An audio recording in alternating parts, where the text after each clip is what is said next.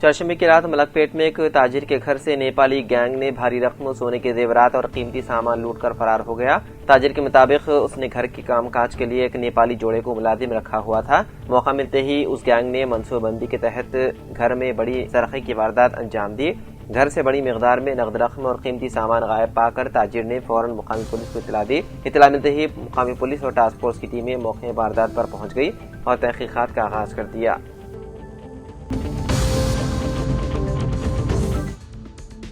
तेलंगाना में सर्दी की शिद्दत में मजीद इजाफे का इम्कान है।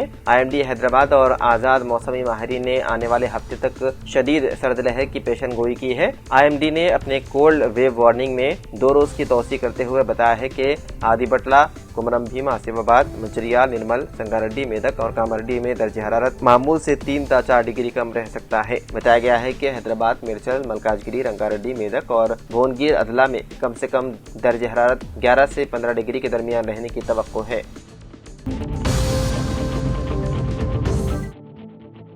तेलंगाना में पहले मरहले के पंचायत इंतखाबात की पोलिंग जुमेरात की सुबह 7 बजे से शुरू हो गई। रियासत भर में वोटरों की बड़ी तादाद पोलिंग मराकज के बाहर कतारों में खड़ी नजर आई और लोग पुरजोश अंदाज में अपने वोट का हक इस्तेमाल कर रहे हैं। पोलिंग दोपहर 1 बजे तक जारी रहेगी, जिसके बाद दोपहर 2 बजे से वोटों की गिनती का अमल शुरू होगा और नताइज भी उसी रोज जारी कर दिए जाएंगे। इलेक्शन कमीशन के मुताबिक नताइज का ऐलान के बाद पंचायत राज एक्ट साल 2018 के तहत नायब सरपंच के इंतखाबात भी मुनक्किद किए जाएंगे। पहले मरहले में कुल 4236 सरपंच ओहदों के लिए नोटिफिकेशन जारी किया गया था, जिनमें से 396 सरपंच नशिस्तें और 9633 वार्ड नशिस्तें बिला मुकाबला मुंतखब हो चुकी है। बाकी 3834 सरपंच ओहदों के लिए मुकाबला जारी है, जिनमें मजमूई तौर पर 12960 उम्मीदवार मैदान में हैं।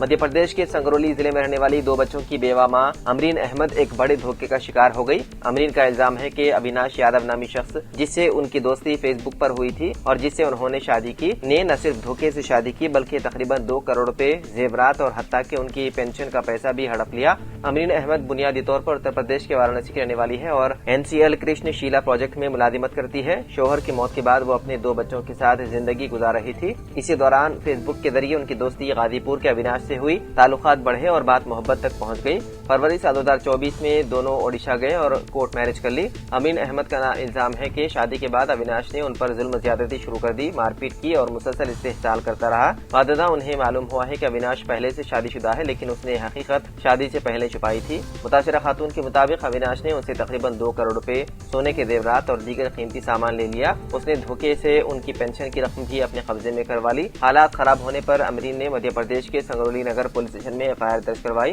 FIR के बाद अविनाश यादव अपने घर वालों समेत फरार हो गया। अमीन अहमद का कहना है कि उन्हें अपनी जान का खतरा है और उन्होंने पुलिस से सिक्योरिटी फराहम करने की दरख्वास्त की।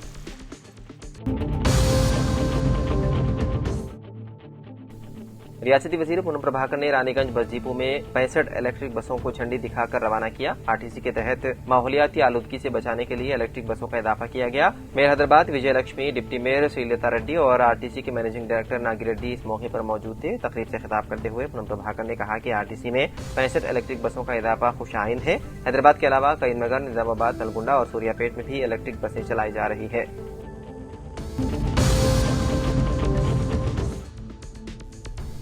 चंद्रनगुट्टा मेन रोड पर एक ऑटो में मुबैना मंशियात के ज्यादा इस्तेमाल के बाइस 2 अफराद की मौत के एक हफ्ते बाद पुलिस ने लापरवाही के इल्जाम में एक डॉक्टर और एक असिस्टेंट स्टूडेंट समेत 5 अफराद को गिरफ्तार कर लिया। चंद्रनगुट्टा पुलिस के मुताबिक 2 दिसंबर को मुतवफी सैयद इरफान अपने दोस्त सैफ बिन इकराम से फिसलबंडा में मिले। दोनों ने ख्वाजा होटल में खाना खाने के बाद इरफान ने अपने दोस्त जहांगीर खान से टर्माइन इंजेक्शन का इंतजाम करने की ख्वाहिश जाहिर की। जहांगीर ने बताया है कि वो अपने दोस्त कल्याण के जरिए इंजेक्शन मंगवा सकता है, जिसने इस सिलसिले में अपने पहचान के शिवा से राब्ता किया। ताहम शिवा ने कहा कि टर्माइन दस्तियाब नहीं है और उसकी जगह ऑट्रेनियम 25 मिलीग्राम एनेस्थीसिया इंजेक्शन की तस्वीर भेज दी, जिन्हें जहांगीर ने खरीद लिया। आधी रात के करीब इरफान और सैफ ने शास्त्रीपुरम वट्टेपल्ली के फातिमा मेडिकल से 2 सिरेंज खरीदे और MBN RX रोड पहुंचकर जहांगीर और कल्याण से मुलाकात की। वाददा चारों एक ऑटो में सवार होकर चले गए और फारूक आदम मस्जिद चंद्रनगुट्टा पहुंचे, जहां जहांगीर ने ऑट्रेनियम की 4 एम्पोल पेश की।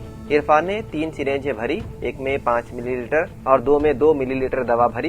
इरफान ने पहले 1 मिलीलीटर दवा सैफ बिन इकराम को इंजेक्ट की, जिसके फौरन बाद वो चकराकर गिर पड़ा। ये देखकर कल्याण मौके से फरार हो गया। सैफ होश में आया तो उसने देखा कि इरफान और जहांगीर दोनों बेहोश पड़े हैं। सैफ के बयान के बुनियाद पर पुलिस ने कल्याण को गिरफ्तार कर लिया, जिसने इतराफ किया कि वो और जहांगीर गांजा, शराब और टर्माइन इंजेक्शन के आदी हैं और बाकायदगी से शिवा से ही सामान मंगवाते थे।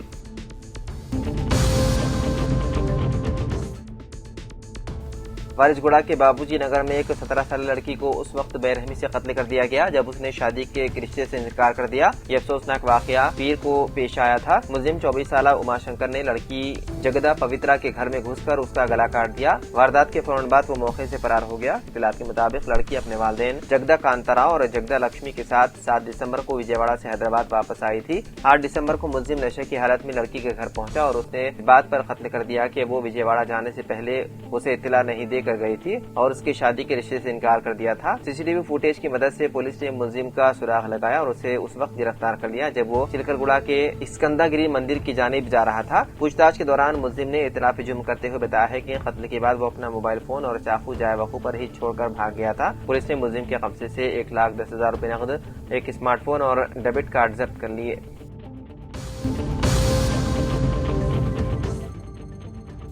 आंध्र प्रदेश के नंदियाल जिले के फारूक नगर में खातून ने सेल्फी वीडियो रिकॉर्ड करने के बाद खुदकुशी करने की कोशिश की, जिससे मुकामी सतह पर सनसनी फैल गई। इत्तलात के मुताबिक खातून ने इल्जाम लगाया है कि हुसैन नामी शख्स ने उसके शोहर शब्बीर को जमानत दिलाने का झांसा देकर उससे 5 लाख रुपए वसूल किए और बाद में रकम हड़प ली। खातून का कहना है कि उसने रकम की वापसी के लिए पुलिस से भी रुजू किया, लेकिन कोई इंसाफ नहीं मिला। अपने रिकॉर्ड करदा वीडियो में उसने ये भी दावा किया है कि वन टाउन सीआई ने उसे बदसलूकी करते हुए गालियां दी, जिससे वो शदीद जहनी दबाव का शिकार हो गई। खुदकुशी के बाद खातून को फौरी तौर पर अस्पताल मुंतकिल किया गया, जहां वो जेर इलाज है। बिस्तर अदालत से ही उसने जिले एसपी से अपील की है कि उसे इंसाफ दिलाया जाए और मुलजिमान के खिलाफ सख्त कार्रवाई की जाए।